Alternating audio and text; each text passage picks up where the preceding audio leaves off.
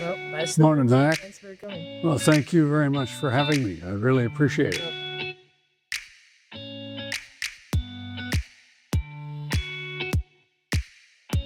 What was a favorite activity or subject at school? Well, I had a lot, but I'd say music certainly was one of them. And I'm still singing in the choir and in a men's singing group around Christmas. But I would say English was one of my favorite subjects. What was something North Shore taught you that helped you in your career? Many things. I'd say first and foremost, a sense of confidence. Coming here, doing the things that I did, the things that were required to be done, like participating in an operetta, getting up there on the stage. I've done some public speaking, and I'd say the confidence building that happened here at North Shore has helped that. And I'd say another aspect of it is the live and serve motto. Particularly since I've been retired, I've spent the last 30 years in conservation, and I'd attribute a lot of that to the initial exposure to the concept of living and serving here at North Shore. Are there some lessons that one of your teachers taught you that you still remember to the day? Well, I'd say a number of teachers, if not all of them, had some influence.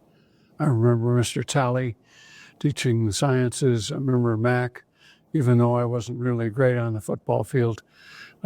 He taught biology, and that was a big influence. I still have the biology book that I used in his class. The Latin, of course, Miss Richard. Mr. Pinchon, who taught English. I write poetry now, and I'd say that's a direct outgrowth of my time here. Strangely, Mr. Larry Agans, he was an administrator as well as a head of the senior boys study hall, I think. And he had a very important influence on me, not necessarily here, but I met him 30 years after coming here to North Shore at the post office, which is no more up in Hubbard Woods. And I said, Larry, what have you been doing for the last 30 years? And this was after he had left North Shore. But he had been doing what they call facilitation of environmental issues all around the world. And I knew the instant he told me that that's what I wanted to do for the rest of my life. And that's what I have been doing. Thanks to him, he included me in some of his facilitations. I learned from him. I went to classes. And that was a pivotal moment in my life, all because of knowing him here at North Shore. I'd say that's one of the most important things that's happened in my life. Is that how you got into the foundations you were a part of? Yes, I'd say that was an outgrowth of that. Although facilitation, I've done environmental facilitation, and that led to these groups that I'm now a member of. On the topic of the environmental groups, what have you done with them? Well, I've been chairman of the board of the International Crane Foundation. I'm chairman of the board of the Midwest region of Audubon right now.